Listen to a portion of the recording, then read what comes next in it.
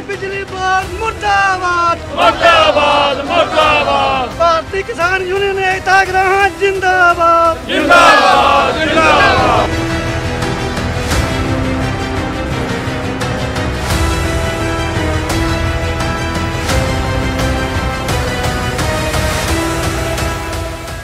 ਜਿਹੜਾ ਘਰਾਂ ਦਾ ਆਟਾ ਪੀਂਦੀ ਆ ਤੇ ਉਹ ਚੱਕੀ ਨੂੰ ਬਿੱਲ ਬਹੁਤ ਜ਼ਿਆਦਾ ਆਇਆ 5 ਲੱਖ ਬਿੱਲ ਬਣਿਆ ਵਾ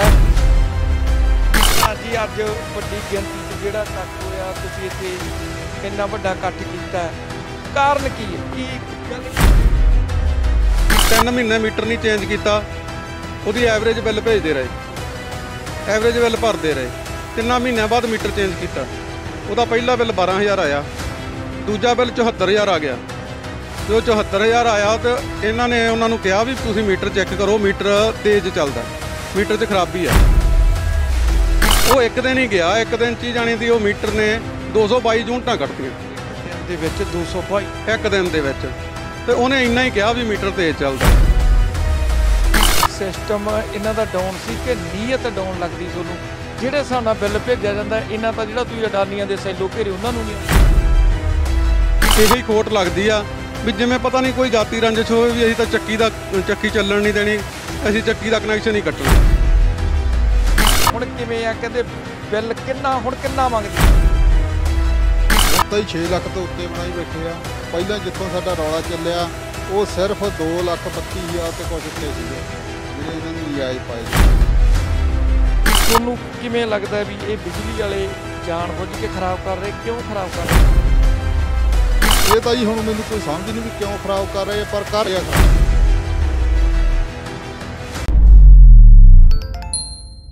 D5 ਚੈਨਲ ਪੰਜਾਬੀ ਦੇਖ ਰਹੇ तमाम ਦਰਸ਼ਕਾਂ ਦਾ ਮੈਂ ਚਮਕੌਰ ਲੋਪੋ ਹਾਰਦਿਕ ਸਵਾਗਤ ਕਰਦਾ। ਦਰਸ਼ਕੋ, ਤੁਹਾਨੂੰ ਪਤਾ ਹੈ ਗਰਮੀ ਬਹੁਤ ਹੈ। ਅੱਜ ਅਸੀਂ ਮੋਗਾ ਜ਼ਿਲ੍ਹਾ ਦੇ ਕਸਬਾ ਬੱਧਨੀ ਕਲਾ ਬਿਜਲੀ ਗ੍ਰਿਡ 'ਚ ਖੜੇ ਹਾਂ ਤੇ ਅੱਜ ਇੱਥੇ ਕਿਉਂ ਆਏ ਆ?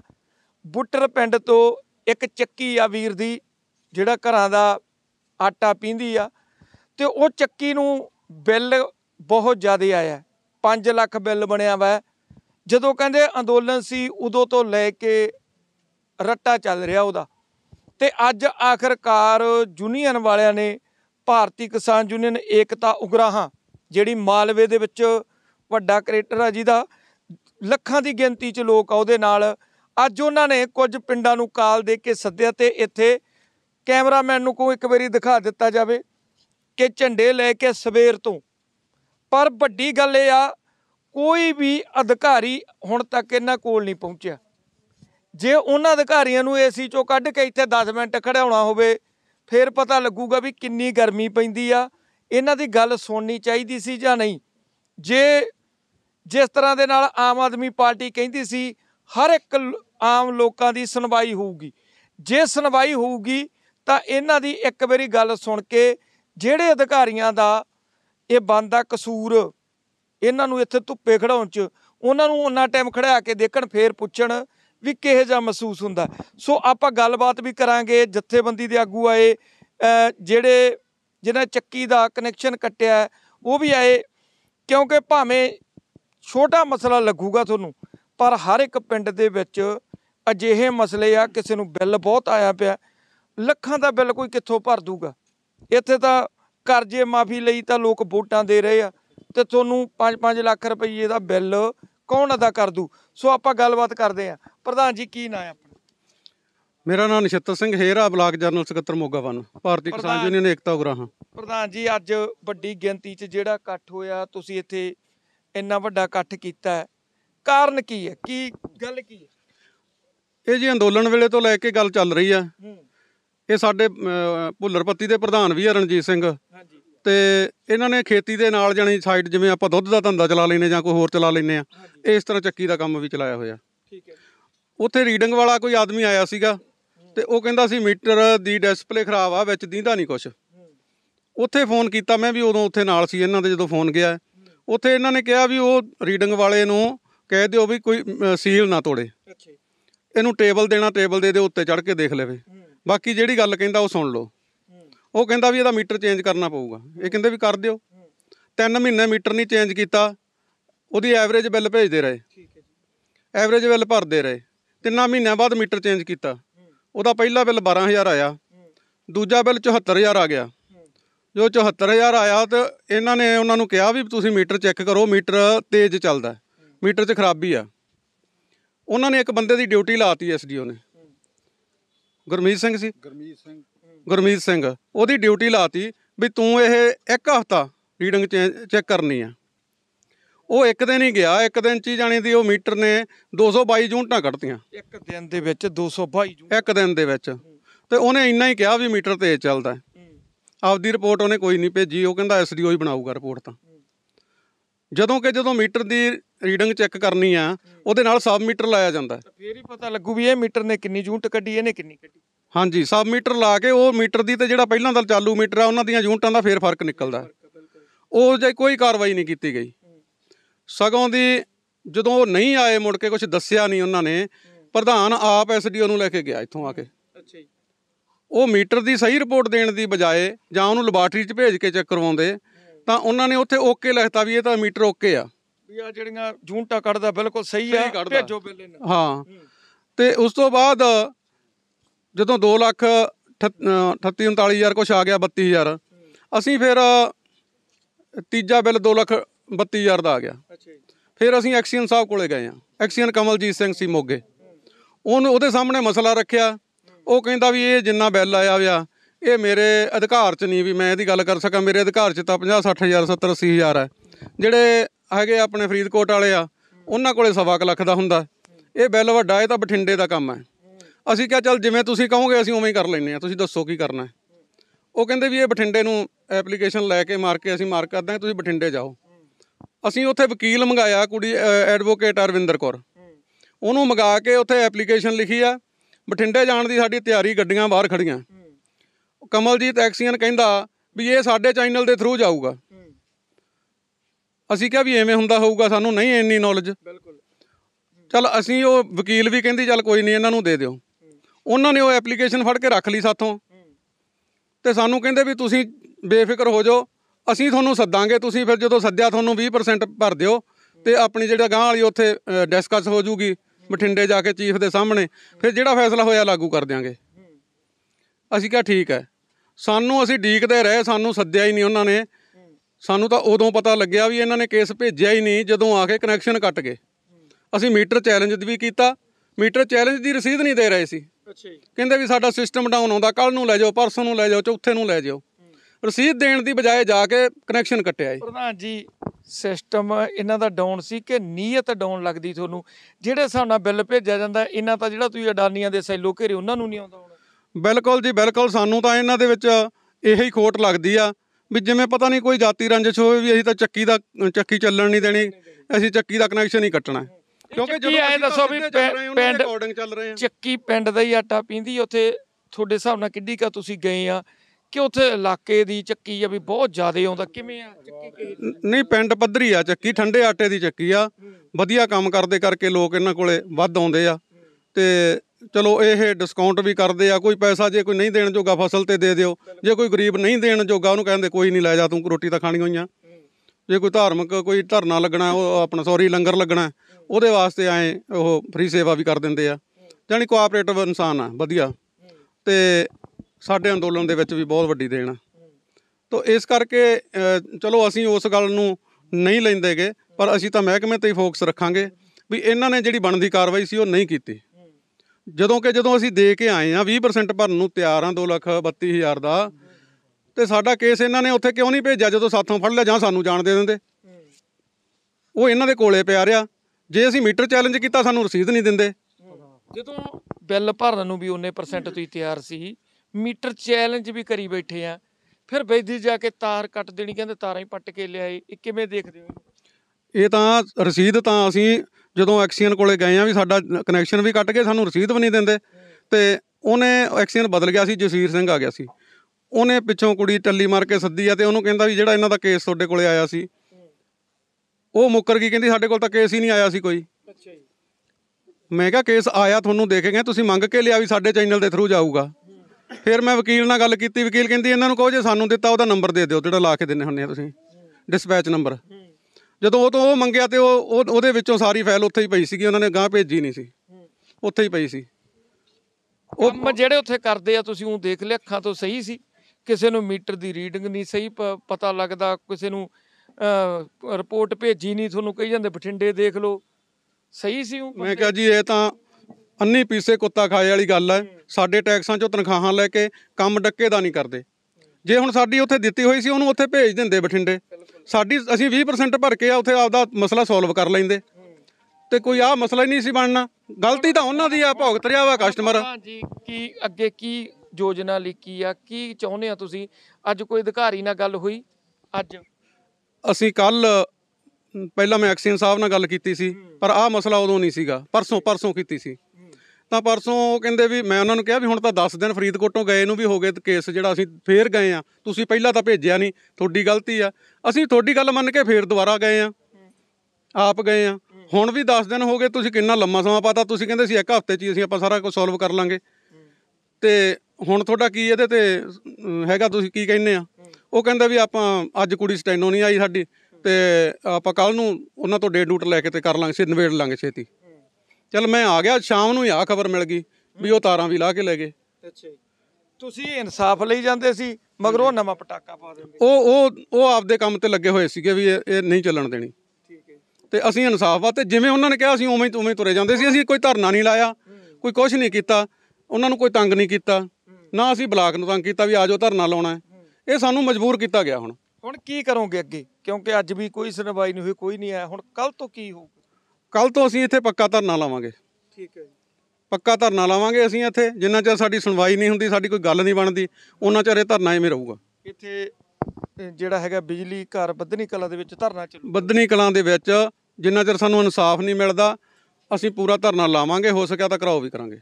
ਇਹ ਸੋਚਣਾ ਚਾਹੀਦਾ ਹੈ, ਕਿਉਂਕਿ ਐਕਸੀਐਨ ਸਾਹਿਬ ਨੂੰ ਵੀ, ਐਸਡੀਐਮ ਸਾਹਿਬ ਨੂੰ, ਕਿਉਂਕਿ ਜੇ ਧਰਨਾ ਲੱਗ ਗਿਆ ਨਾ, ਇਹ ਦੇਖ ਲਓ ਵੀ ਅੱਜ ਤਾਂ ਇੱਕ ਚੱਕੀ ਦਾ ਰੌਲਾ ਹੈ, ਤੇ ਜਿਹੜਾ ਤੁਸੀਂ 5 ਲੱਖ ਠੋਕੀ ਬੈਠੇ ਆ, ਇਹਦੇ ਤੇ ਇਨਸਾਫ ਹੀ ਦੇਣਾ ਤੁਸੀਂ। ਅੱਜ ਇੱਕ ਰੌਲਾ ਹੈ, ਤੇ ਜੇ ਧਰਨਾ ਲੱਗ ਗਿਆ ਪਤਾ ਨਹੀਂ ਕਿੰਨੇ ਬਿੱਲ ਆ ਜਾਣੇ ਆ, ਜਿਹੜੇ ਨਜਾਇਜ਼ ਮੜ ਕੇ ਪਾਏ ਆ। ਕਿਸੇ ਨੇ ਕਹਿਣਾ ਮੇਰੇ ਨਾਲ ਐਂ ਕੀਤਾ ਸੀ, ਕੀਤਾ ਹੀ। ਕਰ ਬਹੁਤ ਕੁਝ ਰਹੇ ਆ ਤੁਸੀਂ, ਤੁਹਾਨੂੰ ਵੀ ਪਤਾ ਹੈ। ਇਸੇ ਕਰਕੇ ਆਹ ਹਾਲਤ ਹੋਈ ਵੀ ਆ, ਇਹ ਬਿਜਲੀ ਘਰ ਦੀ ਹਾਲਤ ਇਹੋ ਜਿਹੀ ਹੋਈ ਵੀ ਆ ਕਿ ਪਤਾ ਨਹੀਂ ਕਿਹੜੇ ਵੇਲੇ ਕਿੱਥੇ ਟੂਹੇ ਵੱਡੇ ਪਏ ਆ। ਨਵੀਂ ਇਮਾਰਤ ਦੇ ਵਿੱਚ ਤੁਹਾਨੂੰ ਨਹੀਂ ਭੇਜਿਆ ਜਾ ਰਿਹਾ, ਤੇ ਮਾੜੇ ਹਾਲਾਤ ਹੀ ਆ ਤੁਹਾਡੇ ਬਿਜਲੀ ਘਰ ਦੇ। ਭਗਵੰਤ ਮਾਨ ਵੀ ਕਹਿੰਦਾ ਸੀ ਵੀ ਬਿੱਲ ਹੀ ਨਹੀਂ ਆਇਆ ਕਰਨਾ, ਤੇ ਇੱਥੇ ਕਨੈਕਸ਼ਨ ਕੱਟੀ ਜਾਂਦੇ ਆ। ਸੋ ਉਹ ਚੱਕੀ ਵਾਲੇ ਵੀਰ ਵੀ ਆਪਣੇ ਨਾਲ ਗੱਲਬਾਤ ਕਰਦੇ ਆ। ਬਾਈ ਜੀ, ਸੋ ਆਪਣੇ ਨਾਲ ਉਹ ਵੀਰ ਨੇ ਚੱਕੀ ਵਾਲੇ, ਜਿਨ੍ਹਾਂ ਦੇ ਚੱਕੀ ਦਾ ਕਨੈਕਸ਼ਨ ਕੱਟ ਦਿੱਤਾ ਗਿਆ। ਦੇਖਿਆ ਜਾਵੇ ਲੋਕਾਂ ਦਾ ਬਹੁਤ ਵੱਡਾ ਸਹਿਯੋਗ ਆ, ਕਿਉਂਕਿ ਜਦੋਂ ਅੰਦੋਲਨ ਚੱਲਦਾ ਸੀ ਤੇ ਬੁੱਟਰ ਦੇ ਵਿੱਚੋਂ ਵੀਰ ਭਰਾ ਭੈਣਾਂ ਵੱਡੀ ਗਿਣਤੀ ਦੇ ਵਿੱਚ ਦਿੱਲੀ ਵੀ ਜਾਂਦੇ ਸੀ। ਹਰ ਇੱਕ ਸੱਦਾ, ਜੇ ਪੰਜਾਬ ਬੰਦ ਦਾ ਸੱਦਾ ਆਇਆ ਤਾਂ ਬੁੱਟਰ ਜਾਮ ਹੁੰਦਾ ਸੀ। ਬਹੁਤ ਉੱਥੋਂ ਦੇ ਜਿਹੜੇ ਲੋਕ ਆ ਯੂਨੀਅਨ ਦੇ ਨਾਲ ਜੁੜੇ ਹੋਏ ਨੇ। ਬਾਈ ਜੀ, ਹੁਣ ਕਿਵੇਂ ਆ? ਕਹਿੰਦੇ ਬਿੱਲ ਕਿੰਨਾ ਮੰਗਦੇ ਸੀ? ਹੁਣ ਤਾਂ ਹੀ 6 ਲੱਖ ਤੋਂ ਉੱਤੇ ਬਣਾਈ ਬੈਠੇ ਆ। ਪਹਿਲਾਂ ਜਿੱਥੋਂ ਸਾਡਾ ਰੌਲਾ ਚੱਲਿਆ ਉਹ ਸਿਰਫ 2,32,000 ਤੇ ਕੁਛ ਉੱਤੇ ਸੀਗੇ, ਜਿਹੜੇ ਇਹਨਾਂ ਨੇ ਨਜਾਇਜ਼ ਪਾਏ ਸਾਨੂੰ। ਉਹਦਾ ਕੇਸ ਲਾਇਆ ਸੀ। 2,32,000 ਇਹਨਾਂ ਨੇ ਕਿੰਨੇ ਬਿੱਲਾਂ ਚ ਪਾਤਾ ਸੀ ਤੁਹਾਨੂੰ? ਉਹ ਸਾਨੂੰ ਇੱਕੋ ਵਾਰ ਘਲਤਾ ਸੀ। ਅੱਛਾ, ਇਕੱਠੇ? ਹਾਂ, ਪੁਰਾਣੇ ਮੀਟਰ ਦਾ ਕਹਿੰਦੇ ਖੜਾ, ਪਹਿਲਾਂ ਐਵਰੇਜ ਬਿੱਲ ਲਈ ਗਏ ਸਾਥੋਂ, ਉਦੋਂ ਬਾਅਦ ਉਹਦੀ ਕਹਿੰਦੇ ਰੀਡਿੰਗ ਖੜੀ ਆ, ਉਹਦਾ ਪਾਤਾ। ਉਹਦਾ ਸਾਥੋਂ ਕੇਸ ਵੀ ਲਵਾਇਆ, ਤੇ ਉਹ ਮੁੜ ਕੇ ਸਾਡਾ ਕੇਸ ਵੀ ਸਿਰੇ ਨਹੀਂ ਲਾਇਆ ਇਹਨਾਂ ਨੇ। ਸੰਨ ਰੱਖਣ, ਬਸ ਕੋਈ ਰੰਜਿਸ਼ ਆ ਜਿਵੇਂ। ਉਹ ਕਿੰਨੇ ਚਿਰ ਤੋਂ ਤੁਹਾਡੀ ਚੱਕੀ ਚੱਲਦੀ? ਚੱਕੀ 16 ਤੋਂ ਚੱਲਦੀ ਹੈ ਜੀ ਸਾਡੀ। ਜੇ ਦੇਖਿਆ ਜਾਵੇ, ਤੁਹਾਨੂੰ ਪਤਾ ਹੈ, ਆਮ ਤੁਸੀਂ ਨਾਰਮਲ ਕਿੰਨਾ ਬਿੱਲ ਮੰਨਦੇ ਵੀ ਕਿੰਨਾ ਆਉਣਾ ਚਾਹੀਦਾ ਹੁਣ ਦੇ ਰੇਟਾਂ ਦੇ? 12 ਤੋਂ 18 ਤੱਕ ਅੱਗੇ ਆਉਂਦਾ ਰਿਹਾ, ਇੰਨਾ ਆਉਂਦਾ ਸੀ। ਕਿਤੇ 22-23 ਵੀ ਆ ਜਾਂਦਾ ਸੀ, ਕਿਤੇ ਕਤਾਈ, ਜਦੋਂ ਕੋਈ ਚੱਕੀ ਵੱਧ ਘੱਟ ਚੱਲਦੀ ਸੀ। ਬਸ ਇੰਨਾ ਕੁ ਸਾਨੂੰ ਬਿੱਲ ਨਾਰਮਲ ਹਿਸਾਬ ਨਾਲ ਵੀ ਇੰਨਾ ਕੁ ਚਾਹੀਦਾ ਸੀ, 20 ਤੋਂ ਥੱਲੇ। ਹਾਂ, ਇੰਨਾ ਕੁ ਚੱਲਦਾ ਜੀ।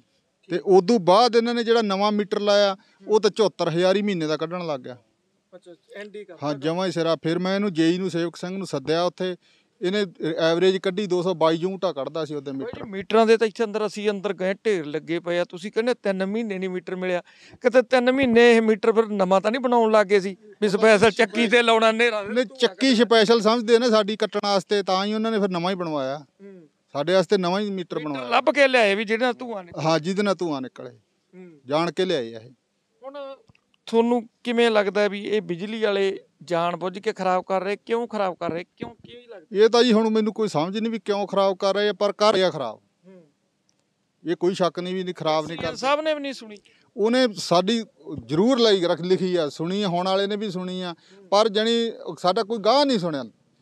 ਕੇਸ ਜ਼ਰੂਰ ਲਿਆ, ਕਾਰਵਾਈ ਕੋਈ ਨਹੀਂ ਕੀਤੀ। ਕੇਸ ਲਵਾਤਾ ਸਾਡਾ, ਕੇਸ ਵੀ ਸਾਡਾ ਸਿਰੇ ਨਹੀਂ ਲੱਗਿਆ। 2.5 ਮਹੀਨਾ ਹੋ ਗਿਆ ਕੇਸ ਲਾਏ ਨੂੰ, ਕੇਸ 'ਚ ਵੀ ਸਾਡਾ ਕੁਝ ਨਹੀਂ ਬਣਿਆ ਹਜੇ ਤੱਕ।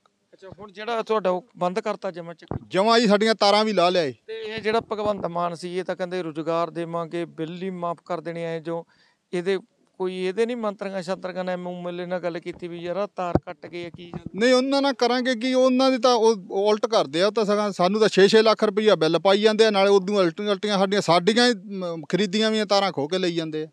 ਅੱਛਾ ਜੀ, ਸਾਰੇ ਆਪਾਂ ਤੋਂ ਨਟ ਦੇ ਪੈਸੇ ਜਮ੍ਹਾਂ ਕਰਾਉਂਦੇ ਜੋ ਕਨੈਕਸ਼ਨ ਲਵਾਉਣੇ ਆ। ਅੱਛਾ, ਉਹ ਤਾਰਾਂ ਨਾਟਾਂ ਦੇ ਸਾਰੇ? ਹਾਂ, ਸਾਰੇ ਮੇਰੇ 78000 ਰੁਪਈਆ ਬਿੱਲ ਮੈਂ ਪੈਸੇ ਭਰੇ ਆ ਪਹਿਲਾਂ ਜਦੋਂ ਮੈਂ ਕਨੈਕਸ਼ਨ ਲਵਾਇਆ ਸੀ, ਤੇ ਉਹਦੀਆਂ ਹੁਣ ਤਾਰਾਂ ਲਾਉਣ ਦੇ ਕੀ ਬਣਦੇ ਸੀ? ਕਨੈਕਸ਼ਨ ਕੱਟ ਸਕਦੇ ਸੀ। ਹਾਂ, ਕਨੈਕਸ਼ਨ ਕੱਟਦੇ, ਤਾਰਾਂ ਨਹੀਂ ਲਾ ਸਕਦੇ ਸੀ। ਇਹ ਸਪੈਨ ਹੀ ਲਾ ਲਿਆਏ। ਕਨੈਕਸ਼ਨ ਵੀ ਜਦੋਂ ਤੁਹਾਡੀ ਗੱਲ ਚੱਲ ਰਹੀ ਸੀ ਕਿ ਹਜੇ ਨਹੀਂ ਕੱਟਣਾ ਚਾਹੀਦਾ ਨਹੀਂ ਸੀ। ਜਦੋਂ ਮੇਰੀ ਮੀਟਰ ਬਦਲ ਦੀ ਦਰਖਾਸਤ ਦਿੱਤੀ ਸੀ, ਮੀਟਰ ਬਦਲ ਸਕਦੇ ਸੀ, ਇਹ ਮੀਟਰ ਲਾ ਨਹੀਂ ਸਕਦੇ ਸੀ। ਹੁਣ ਐਂਡ ਤੱਕ ਕਿਵੇਂ ਲੱਗਦਾ ਤੁਸੀਂ ਬੈਠੋਗੇ ਜਿੰਨਾ ਚਿਰ ਤਾਰਾਂ ਜੜਾ ਕੇ ਹੀ ਉਠੋਗੇ ਕਿ ਹੋਰ ਵੀ ਕਿਸੇ ਸਬਬ ਤੇ ਉੱਠ ਸਕਦੇ? ਨਹੀਂ ਜੀ, ਜੜਾ ਕੇ ਉਠਾਂਗੇ ਤਾਰਾਂ, ਸਾਰਾ ਮਸਲਾ ਹੱਲ ਕਰਾ ਕੇ ਉਠਾਂਗੇ। ਦਿਨਪੁਰ ਰਾਤ ਦਾ ਧਰਨਾ ਲਾਵਾਂਗੇ। ਅੱਛਾ, ਇੱਥੇ ਦਿਨਪੁਰ ਰਾਤ ਜਣੀ ਦੀ ਚਲਾਉਂਗੇ ਦਿੱਲੀ? ਹਾਂਜੀ, ਹਾਂ, ਘਰਾਓ ਵੀ ਕਰਾਂਗੇ। ਠੀਕ ਹੈ। ਸੋ ਸਾਡੇ ਨਾਲ ਨੌਜਵਾਨ ਆਗੂ ਵੀ ਆ, ਬਲਾਕ ਪ੍ਰਧਾਨ 2 ਖੜੇ ਨੇ ਆਪਣੇ ਕੋਲੇ। ਆਪਾਂ ਇੱਕ ਨਾਲ ਗੱਲ, ਕੀ ਨਾਮ ਬਾਈ ਜੀ? ਲਖਵੀਰ ਸਿੰਘ ਹੈ ਜੀ, ਬਲਾਕ ਐਸ਼। ਇਹ ਬਲਾਕ ਪ੍ਰਧਾਨ ਦਾ ਨਾਂ ਕੀ ਆਪਣੇ? ਇਹਨਾਂ ਦਾ ਨਾਮ ਲਖਵੀਰ ਸਿੰਘ ਹੈ ਜੀ। ਅੱਛਾ, ਹਾਂਜੀ। ਆਪਾਂ ਕਿਹੜੇ ਪਿੰਡ ਤੋਂ? ਮੈਂ ਚੜਕ ਪਿੰਡ ਤੋਂ ਹਾਂ। ਕਿਵੇਂ ਲੱਗਦਾ ਜਿਹੜਾ ਪ੍ਰਧਾਨ ਜੀਆਂ ਦਾ ਮੀਟਰ ਯਾਰ ਕੱਟਿਆ ਵਾ, ਤੇ ਅੱਜ ਦੇਖ ਲਓ ਸਵੇਰ ਤੋਂ ਲੈ ਕੇ ਔਰਤਾਂ ਬਜ਼ੁਰਗ ਝੰਡੇ ਲਈ ਗਰਮੀ 'ਚ ਬੈਠੇ ਆ, ਕੋਈ ਨਹੀਂ ਆ ਰਿਹਾ। ਗੁਲਾਮ ਆਪਾਂ? ਸਰਕਾਰਾਂ ਨੇ ਤਾਂ ਆਪਾਂ ਨੂੰ ਪਹਿਲਾਂ ਗੁਲਾਮ ਕਰ ਹੀ ਚੁੱਕੇ ਆ। 74-75 ਸਾਲ ਹੋ ਗਏ ਨੇ। ਆਪਾਂ ਕਹਿੰਦੇ 47 ਵੇਲੇ ਆਜ਼ਾਦੀ ਮਿਲ ਗਈ ਸੀ, ਪਰ ਰਿਐਲਿਟੀ ਇਹ ਕਿ ਆਪਾਂ ਨੂੰ ਉਦੋਂ ਗੁਲਾਮ ਕੀਤਾ ਗਿਆ। ਉਦੋਂ ਜਿਹੜੇ ਸੀਗੇ ਅੰਗਰੇਜ਼ ਗੋਰੇ, ਉਹ ਚਲੇ ਗਏ ਤੇ ਕਾਲਿਆਂ ਨੇ ਇੱਥੇ ਵਾਸਾ ਕਰ ਲਿਆ। ਰਹਿੰਦਾ ਖੁੰਦੀਆਂ ਸਰਕਾਰਾਂ ਜਿਨ੍ਹਾਂ ਨੇ ਕਿਸਾਨਾਂ ਨੂੰ ਤੇ ਮਜ਼ਦੂਰਾਂ ਨੂੰ ਦਵਾਈ ਕੁਚਲਤਾ। ਠੀਕ ਹੈ, ਬਹੁਤ ਵੱਡਾ ਮਸਲਾ ਸਾਡੇ ਕੋਲ ਬਲਾਕ ਮੋਗਾ 1 ਦੇ ਕੋਲ ਆਇਆ ਵਾ, ਰਣਜੀਤ ਸਿੰਘ ਬੁੱਟਰ ਕਲਾਂ ਤੋਂ। ਬਹੁਤ ਵਧੀਆ ਇਨਸਾਨ ਨੇ। ਦਿੱਲੀ ਸੰਘਰਸ਼ ਵੇਲੇ ਵੀ, ਕਿਸਾਨੀ ਸੰਘਰਸ਼ ਵੇਲੇ ਵੀ ਇਹਨਾਂ ਦਾ ਬਹੁਤ ਵੱਡਾ ਯੋਗਦਾਨ ਰਿਹਾ। ਪਰ ਸਾਡੇ ਕਹਿਣ ਦੇ ਬਾਵਜੂਦ ਵੀ ਪ੍ਰਸ਼ਾਸਨ ਨੇ ਇੱਕ ਵਾਰੀ ਵੀ ਸਾਡੀ ਗੱਲ ਨਹੀਂ ਸੁਣੀ। ਐਕਸੀਅਨ ਕੋਲ ਵੀ ਜਾਏ, ਇਕੱਲੀ ਲਿਖਤ ਪੜ੍ਹਤ ਜਿਹੜੀ ਸੀ ਕਾਗਜ਼ਾਂ 'ਚ ਹੀ ਰਹਿ ਗਈ। SDO ਸਾਹਿਬ ਨੂੰ ਵੀ ਮਿਲੇ, ਉਹਨਾਂ ਨਾਲ ਕੱਲ੍ਹ ਸਾਡੀ ਗੱਲ ਹੋਈ ਸੀ, ਸ਼ਾਮੀ ਪਰਸੋਂ ਵੀ ਗੱਲ ਹੋਈ ਸੀ। ਬਸ ਲਾਰੇ ਲਾਈ ਜਾਂਦੇ ਆ, ਅੱਜ ਕਰਦੇ ਆ, ਕੱਲ੍ਹ ਕਰਦੇ ਆ। ਅੱਜ ਇੱਥੇ JE ਸਾਹਿਬ ਨੇ, ਉਹਨਾਂ ਨਾਲ ਵੀ ਗੱਲਬਾਤ ਹੋਈ ਸੀ ਦੁਪਹਿਰੇ। ਉਸ ਤੋਂ ਬਾਅਦ ਹੀ ਮੀਡੀਆ ਨਾਲ ਸੰਪਰਕ ਕੀਤਾ ਗਿਆ, ਕਿਉਂਕਿ ਉਹ ਵੀ ਗੱਲ ਸੁਣਨ ਨੂੰ ਕੋਈ ਤਿਆਰ ਨਹੀਂ। ਇੰਨੇ ਕੁ ਹਾਲਾਤ ਮਾੜੇ ਹੋਏ ਪਏ ਆ ਵੀ ਇੱਥੇ ਜਿਹੜੀ ਸੁਣਵਾਈ ਆ ਸਿਰਫ ਤੇ ਸਿਰਫ ਕਾਰਪੋਰੇਟ ਤੇ ਵੱਡੀਆਂ ਕੰਪਨੀਆਂ ਲੈਂਦੀ ਆ। ਆਮ ਕਿਸਾਨ, ਆਮ ਮਜ਼ਦੂਰ, ਆਮ ਲੋਕਾਂ ਦੀ ਕੋਈ ਸੁਣਵਾਈ ਨਹੀਂ। ਜੇ ਅਸੀਂ ਕਹਿ ਦਾਂਗੇ ਪੰਜਾਬ ਦੇ ਵਿੱਚ ਆਮ ਦੀ ਸਰਕਾਰ ਬਣੀ ਆ, ਆਮ ਪਾਰਟੀ ਦੀ ਸਰਕਾਰ ਬਣੀ, ਇਹ ਸਭ ਵਹਿਮ ਆ। ਕਿਉਂਕਿ ਆਮ ਸਰਕਾਰ ਜਿਹੜੀ ਉਹ ਹੁੰਦੀ ਜਿੱਥੇ ਆਮ ਲੋਕਾਂ ਦੀ ਕੋਈ ਸੁਣਵਾਈ ਹੋਵੇ, ਪਰ ਇੱਥੇ ਤਾਂ ਖਾਸ ਬੰਦਿਆਂ ਦੀ ਸੁਣਵਾਈ ਹੁੰਦੀ ਆ, ਆਮ ਲੋਕਾਂ ਦੀ ਕੋਈ ਸੁਣਵਾਈ ਨਹੀਂ ਹੁੰਦੀ। ਤੇ ਸਾਡੇ ਤਾਂ ਸੁਣਵਾਈ ਇੱਥੇ ਬਿਲਕੁਲ ਨਹੀਂ ਹੋਈ। ਇਸ ਵਾਸਤੇ ਅੱਜ ਅਸੀਂ ਇਕੱਠੇ ਹੋਏ ਹਾਂ। ਅੱਜ ਪਹਿਲਾਂ ਸਾਡੇ ਬਲਾਕ ਦੀ ਮੀਟਿੰਗ ਹੋਈ ਸੀ, ਜ਼ਿਲ੍ਹਾ ਵੀ ਕਮੇਟੀ ਸਾਡੇ ਕੋਲ ਪਹੁੰਚੀ ਸੀ। ਅਸੀਂ ਵਿਚਾਰ ਵਟਾਂਦਰਾ ਕੀਤਾ ਸਾਰਿਆਂ ਨੇ ਬੈਠ ਕੇ। ਉਸ ਤੋਂ ਬਾਅਦ ਅਸੀਂ ਫੈਸਲਾ ਲਿਆ ਸੀਗਾ ਵੀ ਜੇਕਰ 2 ਵਜੇ ਤੋਂ ਪਹਿਲਾਂ SDO ਸਾਹਿਬ ਜਾਂ ਐਕਸੀਅਨ ਸਾਹਿਬ ਸਾਡੇ ਨਾਲ ਫੋਨ 'ਤੇ ਸੰਪਰਕ ਕਰਦੇ ਆ ਤਾਂ ਅਸੀਂ ਬੈਠ ਕੇ ਟੇਬਲ 'ਤੇ ਸੈਟੀਸਫਾਈ ਕਰ ਲਾਂਗੇ। ਪਰ ਉਹਨਾਂ ਨੇ ਕੋਈ ਗੱਲਬਾਤ ਸਾਨੂੰ ਰਾਹ ਨਹੀਂ ਦਿੱਤਾ। ਇਸ ਵਾਸਤੇ ਅਸੀਂ ਕੱਲ੍ਹ ਤੋਂ ਇੱਥੇ ਧਰਨਾ ਦਾ ਪੱਕਾ ਲਾਵਾਂਗੇ। ਐਂ ਤਾਂ ਨਹੀਂ ਪ੍ਰਧਾਨ ਜੀ ਲੱਗਦਾ ਸੀ ਵੀ ਕੋਈ ਨਾ ਚਾਹ ਚੂ ਪੀ ਕੇ ਮੁੜ ਜਾਣਗੇ? ਉਹਨਾਂ ਨੂੰ ਲੱਗਦਾ ਨਹੀਂ ਸੀ ਵੀ ਧਰਨਾ ਲਾਉਣਗੇ? ਨਹੀਂ, ਉਹ ਤਾਂ ਇਹਨਾਂ ਦੇ ਮਨਾਂ ਦੇ ਵਿੱਚ ਵਿਚਾਰ ਹੋਣਗੇ ਵੀ 2-4 ਬੰਦੇ ਆਉਣਗੇ, ਮੁੜ ਜਾਣਗੇ।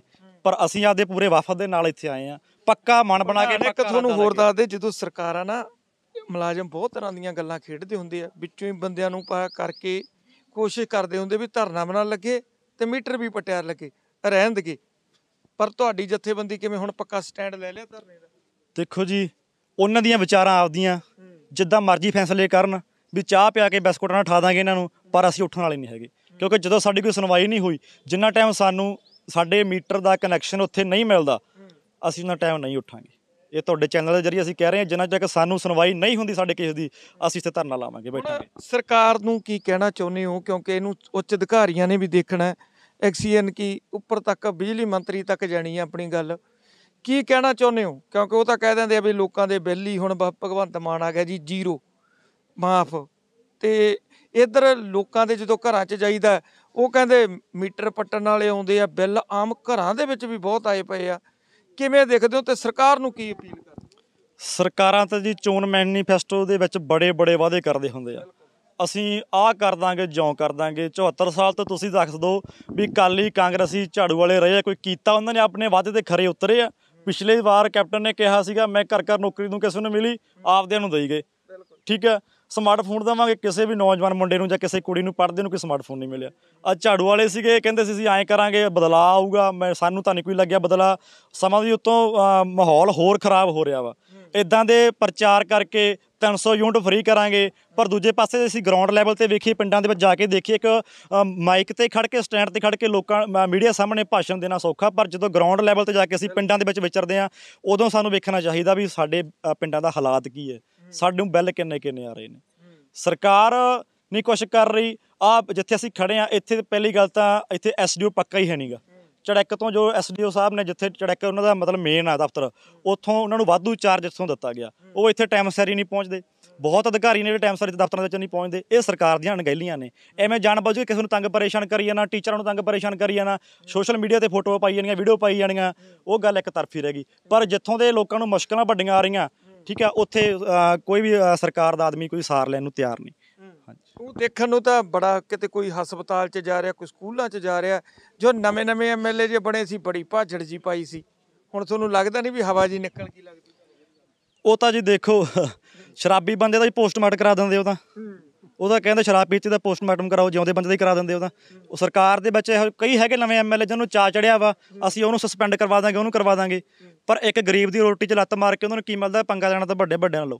ਵੱਡੇ ਅਧਿਕਾਰੀ ਬੈਠੇ ਨੇ ਜਿਹੜੇ ਦਫ਼ਤਰਾਂ 'ਚ ਟਾਈਮ ਸਿਰ ਪਹੁੰਚਦੇ ਹੀ ਨਹੀਂਗੇ, ਘਰੇ ਬੈਠੇ ਕੰਮ ਕਰਾਈ ਜਾਂਦੇ ਨੇ, ਘਰੇ ਬੈਠੇ ਹਾਜ਼ਰੀਆਂ ਲਵਾਈ ਜਾਂਦੇ ਨੇ। ਇੱਥੇ ਵੀ ਆਪਣੇ ਮਨਜੀਤ ਬਲਾਸਪੁਰੀ ਆ ਵਿਧਾਇਕ, ਤੁਹਾਡੇ ਨਾਲ ਕਿਤੇ ਉਹਨੇ ਐਂ ਮਸਲਿਆਂ ਤੇ ਆ ਕੇ ਸੰਪਰਕ ਕੀਤਾ ਵੀ ਯਾਰ ਮੈਨੂੰ ਦੱਸਿਆ ਕਰੋ, ਮੈਂ ਕਰਾਉਣਾ? ਨਹੀਂ ਜੀ, ਅਸੀਂ ਤਾਂ ਉਹਨਾਂ ਨਾਲ, ਸਾਡਾ ਤਾਂ ਕੋਈ ਟਾਈ ਅਪ ਹੀ ਨਹੀਂ ਹੈਗਾ। ਅਸੀਂ ਤਾਂ ਸਿਆਸੀ ਲੋਕਾਂ ਤੋਂ ਵੈਸੇ ਹੀ ਦੂਰ ਹਾਂ। ਟਾਈ ਆਪਣੀ ਵੀ ਉਹਦਾ ਹੱਕ ਆਪੇ ਹੀ ਬਣਦਾ। ਹੁਣ ਚੁਣਿਆ ਨੁਮਾਇੰਦਾ ਵੀ ਆ ਕੇ ਤੁਹਾਡੀ ਸਾਰ ਲਵੇ। ਉਹ ਤਾਂ ਦੇਖੋ ਜੀ, ਇਹ ਕਿਹੜਾ ਗੱਲ ਅੱਜ ਦੀ ਆ? ਅੱਜ ਤਾਂ ਗੱਲ ਨੂੰ 1.5 ਸਾਲ ਹੋ ਗਏ ਚੱਲੀ ਜਾਂਦੇ ਨੂੰ। ਉਹ ਜਦੋਂ ਮਰਜ਼ੀ ਆ ਸਕਦੇ ਸੀ ਇੱਥੇ, ਜਦੋਂ ਮਰਜ਼ੀ ਰਣਜੀਤ ਸਿੰਘ ਨੂੰ ਮਿਲ ਸਕਦੇ ਸੀ, ਇਹਨਾਂ ਦੇ ਹਲਕੇ ਦੇ ਸੀਗੇ MLA, ਪਰ ਨਹੀਂ ਆਉਂਦੇ। ਉਹ ਨਹੀਂ ਆਉਣਾ ਚਾਹੁੰਦੇ ਇਹਨਾਂ ਲੋਕਾਂ ਦੇ ਵਿੱਚ, ਕਿਉਂਕਿ ਉਹਨਾਂ ਤੋਂ ਇਹ ਕੰਮ ਨਹੀਂ ਹੋਣਗੇ। ਤੁਹਾਨੂੰ ਲੱਗਦਾ ਵੀ ਆ ਸੰਘਰਸ਼ ਦੇ ਨਾਲ ਮਸਲਾ ਹੱਲ ਕਰਾਂਗੇ? ਅਸੀਂ ਹੱਲ ਕਰਵਾਵਾਂਗੇ ਜੀ। ਅਸੀਂ ਜਿੱਥੋਂ ਤੱਕ ਆਪਦਾ ਮਨ ਬਣਾ ਕੇ, ਮਨ ਧਾਰ ਕੇ ਇੱਥੇ ਬੈਠਾਂਗੇ, ਹੱਲ ਕਰਵਾ ਕੇ ਹੀ ਉੱਠਾਂਗੇ। ਕਈ ਨਾ ਆਪਣੇ ਪਿੰਡਾਂ 'ਚ ਸੋਚਦੇ ਰਹਿੰਦੇ ਵੀ ਅੱਜ ਕਿਵੇਂ ਆ, ਲੋਕਾਂ ਨੂੰ ਕੀ ਅਪੀਲ ਕਰਨਾ ਚਾਹੁੰਦੇ, ਕਿੰਨਾ ਕੁ ਵੀ ਜਿਹੜੇ ਹਿਸਾਬ ਨਾਲ ਇੱਥੇ ਇਕੱਠ ਹੋਣਾ ਚਾਹੀਦਾ, ਤਾਂ ਕਿ ਅੱਗੇ ਤੋਂ ਇੱਕ ਵੀ ਯੂਨੀਅਨ ਦਾ ਬੰਦਾ ਜਾਵੇ ਤੇ ਉਹਨਾਂ ਨੂੰ ਪਤਾ ਲੱਗੇ, ਸਹੀ ਫੈਸਲਾ ਹੋਵੇ। ਅਸੀਂ ਤਾਂ ਲੋਕਾਂ ਨੂੰ ਇਹੀ ਅਪੀਲ ਕਰਦੇ ਆ ਵੀ ਸੰਘਰਸ਼ ਲਈ ਤਿਆਰ ਰਹੋ। ਸਾਨੂੰ ਹਰ ਇੱਕ ਮੋੜ ਤੇ ਸੰਘਰਸ਼ ਕਰਨਾ ਪੈਣਾ, ਕਿਉਂਕਿ ਸਾਡੀ ਜਿਹੜੀ ਜ਼ਿੰਦਗੀ ਹੈ ਸੰਘਰਸ਼ਾਂ ਦੇ ਰਾਹੀਂ ਲੰਘਣੀ ਆ। ਕਿਸੇ ਵੀ ਕੰਮ, ਖੇਤੀਬਾੜੀ ਦਾ ਲਾ ਲਓ, ਆਪਾਂ ਭਗਵੰਤ ਮਾਨ ਨੇ ਕਿਹਾ ਸੀ ਮੂੰਗੀ ਚੱਕਾਂਗੇ, ਚੱਕੀ ਨਹੀਂ। ਸਾਨੂੰ ਸੰਘਰਸ਼ ਕਰਨੇ ਪੈ ਰਹੇ ਨੇ। ਫਸਲ ਚੱਕਾਂਗੇ, ਨਹੀਂ ਚੱਕਦੇ, ਸੰਘਰਸ਼ ਕਰ। ਸਾਨੂੰ ਦੁੱਧ ਵੇਚ ਲਓ, ਉਹ 'ਚ ਘੱਟ ਫੈਟ, ਘੱਟ ਰੇਟ, ਸੰਘਰਸ਼ ਕਰਨਾ ਪੈਂਦਾ। ਸਾਨੂੰ ਤਾਂ ਹਰੇਕ ਸੰਘਰਸ਼ ਲਈ ਤਿਆਰ ਰਹਿਣਾ ਪੈਣਾ। ਲੋਕਾਂ ਨੂੰ ਅਪੀਲ ਆ, ਸਾਨੂੰ ਜਾਗਣ ਦੀ ਲੋੜ ਆ। ਇਹਨਾਂ ਸਰਕਾਰਾਂ ਨੇ ਕੁਛ ਨਹੀਂ ਦੇਣਾ, ਸਾਨੂੰ ਇਹਨਾਂ ਤੋਂ ਆਸ ਨਹੀਂ ਰੱਖਣੀ ਚਾਹੀਦੀ। ਸਾਡਾ ਤਾਂ ਸਿਰਫ ਇੱਕ ਸੰਘਰਸ਼ ਆ ਜਿਹਦੇ ਸਾਨੂੰ ਚੱਲਣਾ ਚਾਹੀਦਾ ਬਸ। ਸੋ ਦਰਸ਼ਕੋ, ਜੇ ਦੇਖਿਆ ਜਾਵੇ, ਕੱਲ ਤੋਂ ਪੱਕੇ ਮੋਰਚੇ ਇੱਥੇ ਬਦਨੀ ਦੇ ਗ੍ਰਿਡ ਵਿੱਚ ਲੱਗਣਗੇ।